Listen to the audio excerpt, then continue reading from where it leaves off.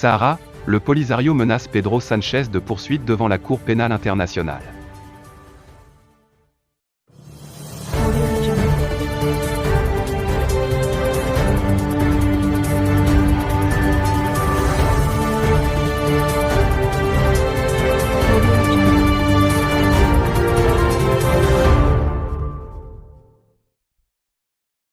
Après avoir accusé l'Espagne de soumettre au chantage marocain, le Front Polisario a menacé le chef du gouvernement espagnol de poursuites devant la Cour pénale internationale. Après avoir décrié, par différentes manières, le soutien de l'Espagne à la proposition d'autonomie du Maroc, l'heure est à la menace à l'encontre de Pedro Sánchez. Lundi, les médias algériens et du Front Polisario ont publié des déclarations menaçant le chef du gouvernement espagnol de poursuites devant la Cour pénale internationale. Ainsi, l'agence Algérie Presse Service et l'agence de presse du Polisario ont relayé des propos de Gilles Devers, avocat du Front, dans lesquels il s'est dit étonné par le revirement de l'Espagne sur la question du Sahara. Cette position exprimée par le Premier ministre Pedro Sánchez pourrait coûter au leader socialiste des poursuites judiciaires devant la Cour pénale internationale pour complicité de crimes de guerre, a-t-il ajouté. Dans ses déclarations, qui ont également été reprises par la télévision publique algérienne, l'avocat français a qualifié la nouvelle position espagnole de grande surprise et a comparé Sánchez à l'ancien dictateur espagnol Francisco Franco, qui s'est rangé du côté du Maroc en 1975.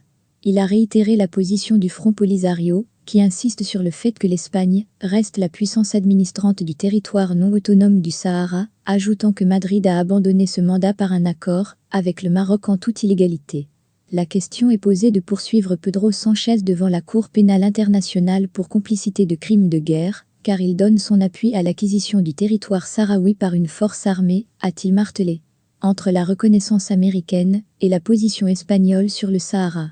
L'avocat du Polisario a ajouté que l'acquisition d'un territoire par la force armée est un crime de guerre, qui est défini par le statut de la Cour pénale internationale, dont l'Espagne est membre, oubliant que l'événement ayant permis la reconquête du Sahara fut la Marche verte, une marche pacifiste de 350 000 volontaires civils marocains, sans qu'aucun coup de feu tiré. Le statut du Sahara occidental relève du droit international, et il est lamentable de voir le socialiste Sánchez s'aligner sur les positions de l'ancien président américain Donald Trump en décidant unilatéralement de la souveraineté sur un territoire, a-t-il également dénoncé. Contrairement à la reconnaissance américaine de la marocanité du Sahara et l'ouverture de nombreux consulats de pays dans la province, l'Algérie n'a pas tenté de cacher son irritation suite à la position espagnole. Le voisin de l'Est, qui prétend ne pas être une partie du conflit, a convoqué son ambassadeur à Madrid pour des consultations, pointant un brusque revirement de position de l'ex-puissance administrante du Sahara. Les déclarations condamnant la décision espagnole se sont poursuivies, allant jusqu'aux menaces proférées par l'avocat du Polisario de saisir la Cour pénale internationale. Une menace qui porte exclusivement sur l'Espagne, mais pas sur les États-Unis, ou les dizaines de pays ayant un consulat au Sahara.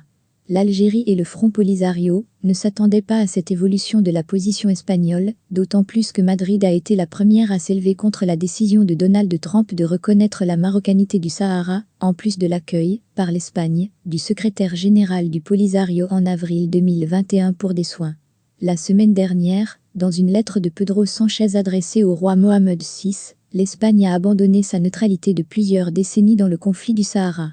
Alors qu'elle se contentait de soutenir les résolutions des Nations Unies, Madrid a annoncé son soutien à l'initiative d'autonomie présentée par le Maroc en 2007, en la considérant comme la base la plus sérieuse, réaliste et crédible pour la résolution du